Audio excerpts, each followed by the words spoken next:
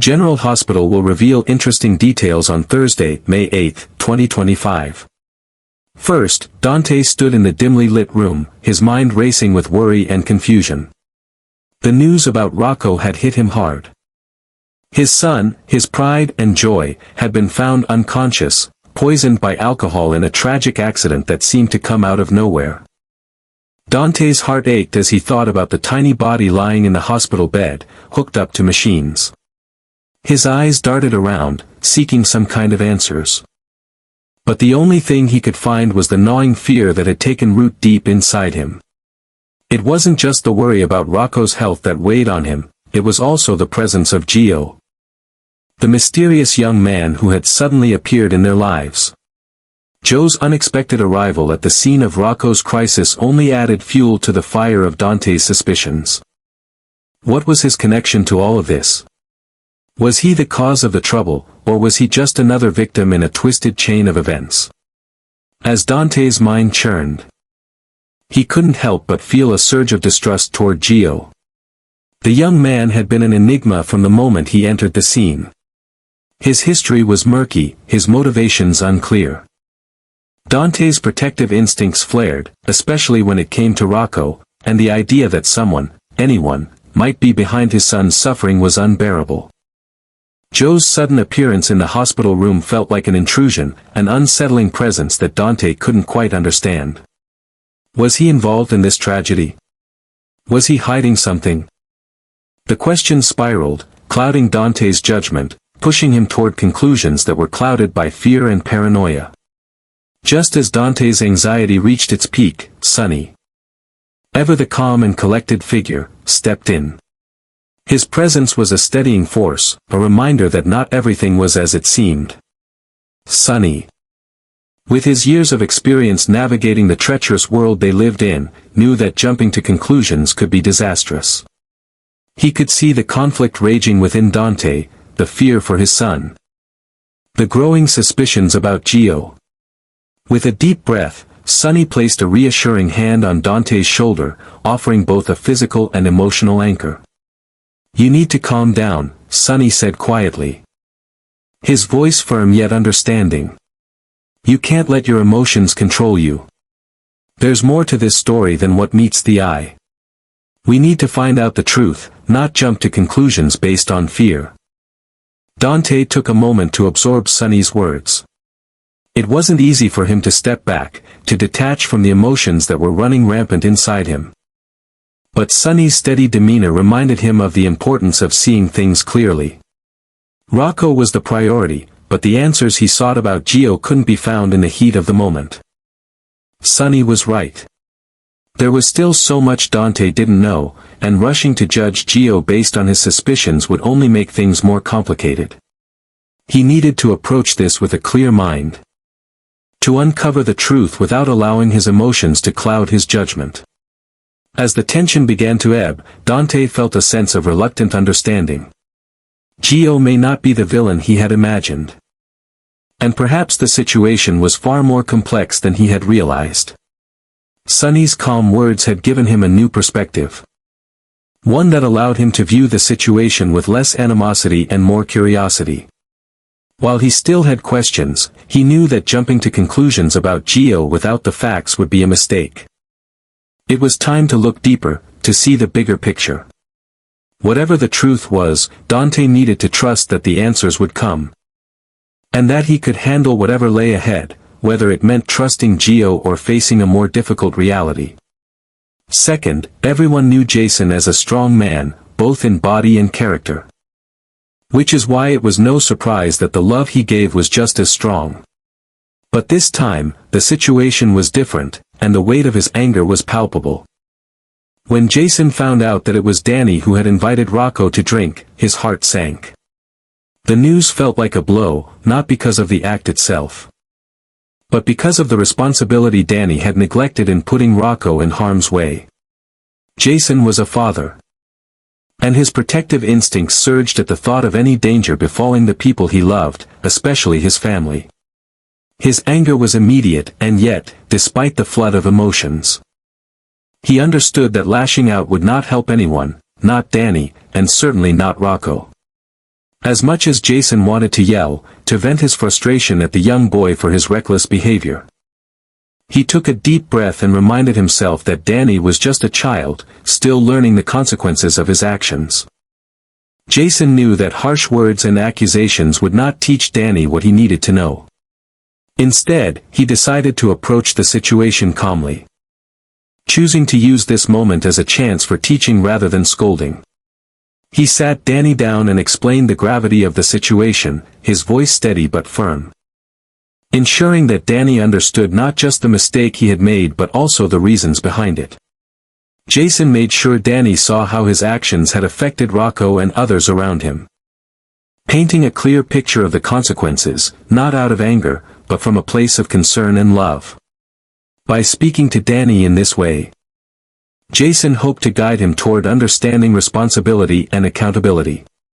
He didn't want Danny to feel ashamed, but rather empowered to make better choices moving forward. The lesson was simple but profound: actions have consequences, and it's up to each person to own their mistakes and learn from them. Jason was determined to ensure that Danny left this conversation not just with a sense of guilt, but with a sense of growth and maturity. This was about teaching the boy that making mistakes was part of life, but how we handle those mistakes defines who we are. Danny, though overwhelmed with guilt and shame, listened intently. He could feel the weight of Jason's words, the care behind them, and slowly, a realization began to form in his mind. This wasn't just about what he had done. It was about becoming a better person because of it. As Jason's words sank in, Danny's demeanor softened, and for the first time since the incident, he started to see the bigger picture. Jason's strength, the same strength that had always protected him, was now being used to guide him toward understanding the impact of his actions. It wasn't just about making mistakes. It was about taking ownership of them and using them as stepping stones to becoming better. When the conversation ended, Jason could see a shift in Danny's eyes. There was still remorse, but there was also a spark of resolve. Danny understood now that the road to maturity was paved with moments like this, where the weight of one's mistakes could be carried, not with shame, but with the determination to do better next time. Jason knew that this was a step in the right direction for Danny, and though the journey ahead would be filled with challenges, this moment of understanding would serve as a foundation for the boy's growth. Third, Brad stood at the crossroads of his life, grappling with a decision that would not only affect his future but could change the trajectory of everything he had built. The offer from Drew had seemed tempting, $1 million. A large sum that could solve so many of his immediate problems, a quick way to get out from under the weight of mounting pressures. The plan Drew laid out was clear. A scheme that promised great financial rewards, but it was a path that led through deception, manipulation, and lies. It was a path Brad had walked down before, back when the allure of quick fixes and easy money had clouded his judgment. But now, as he stood there contemplating his next move, something within him had shifted. It wasn't just the money that mattered anymore. The stakes were higher than that, and Brad knew it. The old Brad, the one who had been driven by ambition and self-preservation, would have jumped at the chance. But now, as he thought about the consequences, how his actions could affect the people around him, the relationships he had worked so hard to maintain, he felt a deep sense of clarity. No amount of money could buy back the trust he had lost in the past. Nor could it undo the damage that would inevitably come from following Drew's plan. For the first time in a long while, Brad saw the bigger picture. And he realized that he didn't want to go back down that dark road. He didn't want to be the man who made deals with those who would lead him further into corruption and betrayal. With a deep breath, Brad made his decision. He turned his back on the offer and rejected Drew's proposition, knowing full well the risks of his choice. It wasn't just about turning down $1 million, it was about reclaiming his integrity, about taking control of his own destiny instead of letting someone else dictate his path. The weight of the decision was heavy, but in that moment, Brad felt a sense of relief. He knew it wouldn't be easy. He had burned bridges in the past, and the road ahead would likely be filled with challenges. But for the first time in a long time, he felt at peace with his choice. He was no longer willing to compromise his values for the sake of fleeting gains. Brad had changed. He wasn't the same man he once was, driven by the desire to climb to the top at any cost. This decision was proof of that transformation. He had learned from his mistakes, and though the temptation of Drew's offer had been great, he had found the strength to walk away. The old Brad would have taken the easy way out, but the new Brad understood that the real power lay in making the right choices, even when they were difficult. In rejecting Drew, he had not only changed his life, but he had also taken a step toward rebuilding the trust and respect he had lost over the years. As he walked away from the meeting, Brad couldn't help but feel a sense of pride.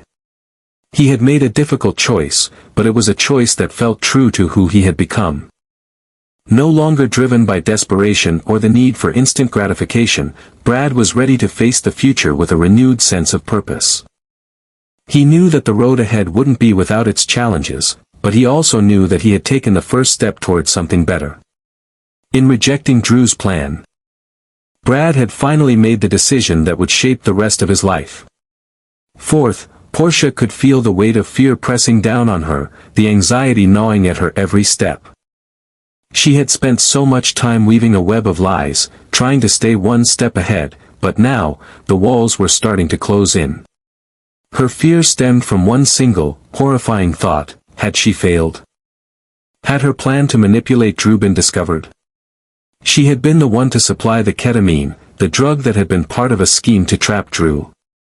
And now it felt like every move she made was being watched. The thought that Drew might have pieced everything together sent a chill down her spine. She couldn't afford to be exposed. Not after all she had done. If he knew the truth, her entire world could unravel in an instant. As she paced the halls of the hospital, her mind raced. She needed to know what Drew knew. And more importantly, if he had told anyone about the dark secret she had been trying so desperately to keep buried. That's when the idea struck her: Willow. She had always been close to Drew. And if anyone knew what he might be thinking, it was her. Portia's heart hammered in her chest as she realized what she had to do. She had to get information, and Willow was the perfect person to ask. It was risky, but it was the only way she could find out if her secret was still safe. So, Portia found herself in a quiet corner of the hospital, running into Willow as if by chance. She greeted her with a warm smile, trying to mask the anxiety that threatened to spill out. The conversation started innocently enough, casual chatter about hospital work and their day-to-day lives. But as the conversation went on, Portia's questions became more pointed. She asked about Drew, about his mood, and whether he had seemed uneasy. The more Willow spoke about Drew's recent actions, the more Portia's pulse quickened. She was trying to gauge whether Drew had said anything that could give away the truth about what had really happened. Had he confided in Willow about his suspicions? Had he already discovered that Portia was involved in the plot to set him up? Willow, unaware of Portia's underlying motive, spoke about Drew's behavior. Describing his recent efforts to distance himself from certain people, and his focus on uncovering the truth. But nothing she said seemed to indicate that Drew had uncovered Portia's involvement. Portia's breath caught in her throat when Willow mentioned Drew's growing suspicions, but there was no mention of the ketamine or her role in the scheme. It seemed that, for now, Drew had not revealed everything to Willow. The weight of the relief Portia felt was almost overwhelming, but she knew that this wasn't the end. If Drew hadn't figured it out yet, it was only a matter of time before he did. The tension in Portia's chest remained, a constant reminder that the truth could come out at any moment. As the conversation wrapped up, Portia smiled and nodded, thanking Willow for her time, but inside, she was already formulating her next move. The information she had gathered wasn't enough to guarantee her safety. But it gave her hope that her secret was still safe, for now. The fear still lingered, but Portia knew that she couldn't afford to let her guard down. Drew might not have confided in Willow yet. But Portia knew that the longer she stayed in the shadows, the closer she came to being caught. With each passing moment, the danger of exposure grew. Finally, Curtis and Nina exchanged knowing glances, their faces a mask of concern and sympathy as they approached Drew. To the outside world, they appeared as though they were simply two friends checking in on someone who had recently been affected by a traumatic event. But beneath the surface, their intentions were far darker. Drew, still recovering from the effects of the drugs he had unknowingly ingested, seemed vulnerable, confused, disoriented, and in no position to suspect the motives of those around him. Curtis and Nina, however, saw this as an opportunity. They weren't there to offer comfort, they were there to manipulate, to gather information, and to ensure that Drew remained under their control. "How are you holding up, Drew?" Nina asked, her voice laced with feigned empathy. She put on a perfect act of concern, as if the well-being of the man in front of her was her top priority. Curtis, standing beside her, mirrored the sentiment, nodding in agreement. "It must be hard, what you've been through. We're both here for you. Whatever you need." Their words sounded genuine enough. But there was an underlying tone of calculation in their eyes. They were playing a dangerous game, one where their real goal was to keep Drew in the dark and, more importantly, to keep him from uncovering the truth that could destroy them. In reality, Curtis and Nina had no intention of helping Drew. They were deeply invested in making sure that Drew never pieced together the puzzle of what had truly happened to him. They were both well aware that Drew's investigation could potentially lead him straight to the truth, that they were responsible for the drugging incident and the subsequent damage to his career. If Drew uncovered any clue that could point back to them, their carefully crafted world would come crashing down. Curtis, ever the strategist, knew how important it was to stay one step ahead. He had to find out how much Drew had uncovered and if he was close to exposing them. Nina, with her deceptive charm, played the part of the concerned friend perfectly, but inside, she was already wondering if Drew had connected the dots. As they spoke with Drew, Curtis and Nina subtly probed for any hint of suspicion. "Have you found out anything yet, Drew? Any clues about who might be behind all of this?" Curtis asked casually, his voice smooth, his eyes watching for any flicker of uncertainty in Drew's response. Nina chimed in, her tone sweet and almost playful, as if she didn't have a care in the world. "We just want to make sure you're all right. The last thing we want is for you to be worrying about who did this to you." The questions sounded innocent, but they were designed to get Drew to reveal any information he might have uncovered, without him even realizing the true motive behind their inquiry. Drew, still struggling to make sense of everything, hesitated before responding. He didn't want to alarm anyone, but he couldn't shake the feeling that something was off about the situation. The drugging, the memory loss, and the damage to his career were all too calculated, too deliberate. Yet, he couldn't put his finger on who might be behind it. Curtis and Nina exchanged another glance. And it was clear to both of them that Drew hadn't made any significant breakthroughs. He was still in the dark, and that suited them just fine, for now. But the tension was palpable. Curtis and Nina knew they couldn't let their guard down. They had to stay in control of the situation, always keeping Drew unaware of their true intentions. As the conversation wound down, both of them left Drew with a final reassuring statement, making it seem like they were simply there to offer support. "If you need anything, Drew, don't hesitate to reach out," Nina said with a smile that didn't quite reach her eyes. Curtis echoed her sentiment, but his mind was already calculating the next steps. They had to keep Drew from discovering the truth, no matter what it took. The game was far from over, and Curtis and Nina were determined to win, no matter the cost.